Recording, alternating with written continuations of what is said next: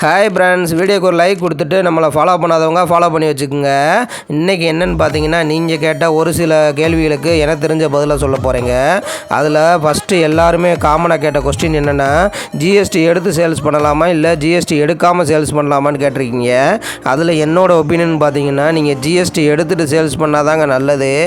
ஏன் சொல்கிறேன்னு பார்த்தீங்கன்னா, அதுதாங்க உங்களுக்கு சேஃப்டியும் கூட.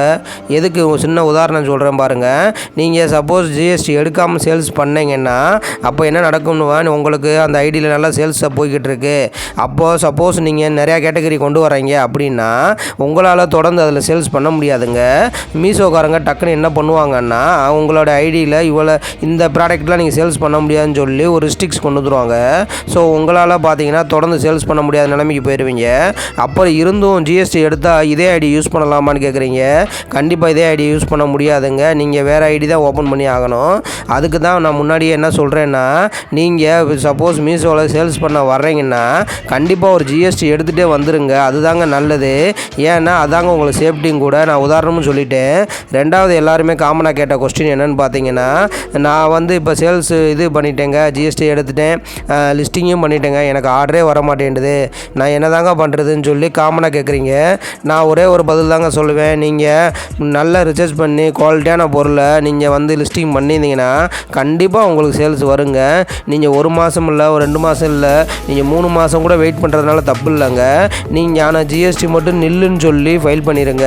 ஏன்னா சேல்ஸ் நடந்தாலும் நடக்கலாட்டி நம்ம ஃபைல் பண்ணுறதை பண்ணி தாங்க ஆகணும்.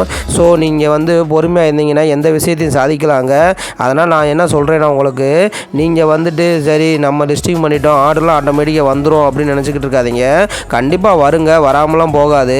அதனால் நீங்கள் கொஞ்சம் பொறுமையாக இருந்தீங்கன்னா மட்டும்தான் அது வரும். நீங்கள் அதுக்குரிய வேலையை பார்த்துக்கிட்டே இருங்க. அதுக்குரிய வேலைனா என்னென்னு கேட்குறீங்களா?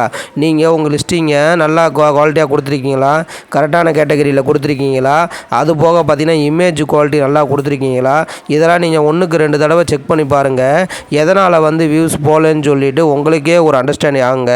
அது போக பார்த்தீங்கன்னா உங்களுக்கு மீஷோ ஆப்பில் முன்னாடி பார்த்தீங்கன்னா 7 டேஸ் உங்களுடைய ஆடியன்ஸு எவ்வளோ பேர் பார்த்துருக்காங்கன்னு சொல்லி காட்டுங்க.